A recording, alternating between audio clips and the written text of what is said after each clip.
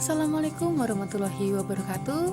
Ketemu lagi bersama saya Putri Aryani dari Akuntansi Syariah 5D UIN Salatiga. Baik teman-teman sekalian, mari kita belajar bersama-sama mengenai apa itu konsep kepemilikan Islam untuk akuntansi syariah by Putri Aryani. Langsung aja disimak videonya. Yang pertama yaitu definisi. Menurut etimologi, kepemilikan atau al-milk berasal dari bahasa Arab, dari akar kata malaka yang artinya penguasaan terhadap sesuatu. Dalam bahasa Arab, milik berarti penguasaan orang terhadap sesuatu, yaitu barang ataupun harta, dan barang tersebut dalam genggamannya, baik secara real maupun secara hukum. Sedangkan menurut terminologi, hak milik ialah suatu kekhususan terhadap sesuatu harta yang menghalangi orang lain dari harta tersebut. Pemiliknya bebas melakukan tasyaruf kecuali ada halangan syar'i. Sedangkan menurut istilah, dapat didefinisikan sebagai suatu iktisas yang menghalangi yang lain. Menurut syariat, yang membenarkan pemilik iktisas itu untuk bertindak terhadap barang miliknya sekehendaknya kecuali ada penghalang. Sehingga dapat disimpulkan, milik merupakan penguasaan seseorang terhadap suatu harta sehingga seseorang mempunyai kekuasaan khusus terhadap harta tersebut. Lalu, apa-apa saja sebab dari timbulnya kepemilikan? Yaitu yang pertama, ada kepenguasaan terhadap barang-barang yang diperbolehkan. Kemudian yang kedua yaitu ada akad, yang ketiga pengantian, dan yang keempat yaitu turunan dari sesuatu yang dimiliki. Selanjutnya yaitu konsep dasar kepemilikan. Dalam Quran Surat Al-Ma'idah ayat 120, Allah berfirman, "Kepunyaan Allah lah kerajaan di langit dan di bumi, dan apa yang ada di dalamnya, dan Dia Maha Kuasa atas segala sesuatu." Kemudian dalam Quran Surah An-Nur ayat 33, Allah berfirman, "Dan berikanlah kepada mereka harta milik Allah yang telah Dia berikan kepada kalian."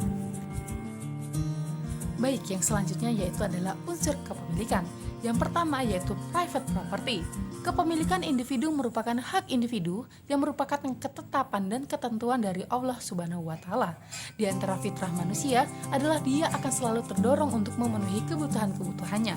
Karena itu, di antara fitrah manusia adalah dia akan selalu berusaha mendapatkan kekayaan untuk memenuhi kebutuhan-kebutuhannya serta selalu berupaya untuk meraih kekayaan tersebut.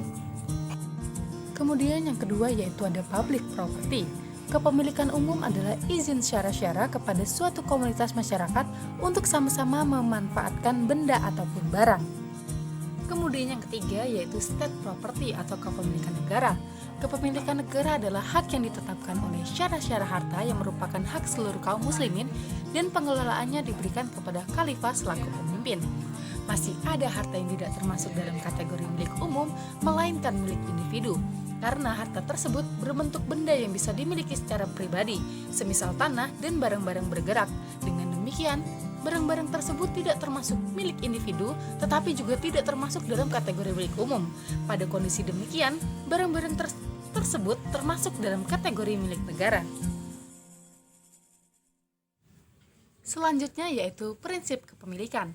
Yang pertama, pemanfaatan harta benda secara terus-menerus. Yang kedua, pembayaran zakat sebanding dengan harta benda yang dimiliki. Yang ketiga, penggunaan harta benda secara berfaedah. Yang keempat, penggunaan harta benda tanpa merugikan orang lain. Yang kelima, memiliki harta benda yang sah. Yang keenam, penggunaan harta benda tidak dengan cara yang boros atau serakah. Yang ketujuh, penggunaan harta benda dengan tujuan memperoleh keuntungan atas haknya. Dan yang kedelapan atau yang terakhir, penerapan hukum waris yang tepat dalam Islam. Selanjutnya yaitu ciri khas hak milik. Yang pertama yaitu harta milik adalah amanat. Pemilik yang sebenarnya adalah Allah. Yang kedua, hak milik tidak terlepas dari tujuan kehidupan manusia yang sesuai dengan petunjuk Allah. Yang ketiga, hak milik yang dibarengi dengan konsep ketuhanan menuntut manusia agar memanfaatkan barang-barang tanpa memonopolinya. Yang keempat, sasaran hak milik adalah memanfaatkan secara ekonomik. Yang kelima, hak milik pribadi sebagai hak yang diberikan oleh masyarakat, sebab ia terkait erat dengan prinsip bahwa manusia adalah pemegang amanat Allah. Yang keenam, hak milik dibatasi waktunya dengan umur pemiliknya. Selanjutnya yaitu kepemilikan harta. Menurut FASB Statement pada tahun 1985, aset adalah kemungkinan keuntungan ekonomi yang diperoleh atau dikuasai di masa yang akan datang oleh lembaga tertentu sebagai akibat transaksi atau kejadian yang telah berlalu. Sedangkan dalam kerangka acuan Islam, barang atau harta adalah anugerah yang diberikan oleh Allah kepada manusia yang berwujud dalam berbagai produk dan komoditas yang berguna dan baik manfaatnya, menimbulkan perbaikan secara material, moral, maupun spiritual pada konsumennya. Selanjutnya yaitu teori kepemilikan Islam. Teori kepemilikan Islam kaitannya dengan akuntansi syariah menyangkut perhitungan kepemilikan harta atau aktiva untuk memformulasikan jumlah zakat yang harus dikeluarkan sehingga dapat dihasilkan neraca perhitungan yang tepat. Dalam konteks ini, akuntansi dapat memberikan sumbangan dalam perhitungan hasil laba dan jumlah aset yang dijadikan dasar pengenaan zakat. Dan dasar penilaian aktiva untuk kepentingan zakat adalah current value, di mana zakat yang dibayarkan atas kepemilikan aktiva dinilai berdasarkan harga pasar saat ini. Selanjutnya yaitu bentuk-bentuk kepenguasaan terhadap barang yang diperbolehkan, yaitu ada 4. Yang pertama yaitu kepemilikan karena menghidupkan tanah mati. Yang kedua, kepemilikan karena berburu atau memancing. Yang ketiga, rumput atau kayu yang diambil dari padang pengembalaan atau hutan belantara yang tidak ada pemiliknya. Kemudian yang keempat, yaitu kepenguasaan atas barang tambang.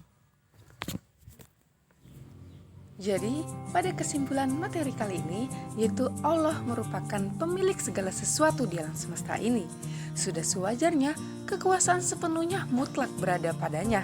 Sehingga, pada ketetapan apapun selama berada di dalam Al-Quran itu adalah sebuah petunjuk. Sedangkan manusia hanya berperan sebagai pengelola yang memberdayakan segala sumber daya, bukan sebagai pemilik.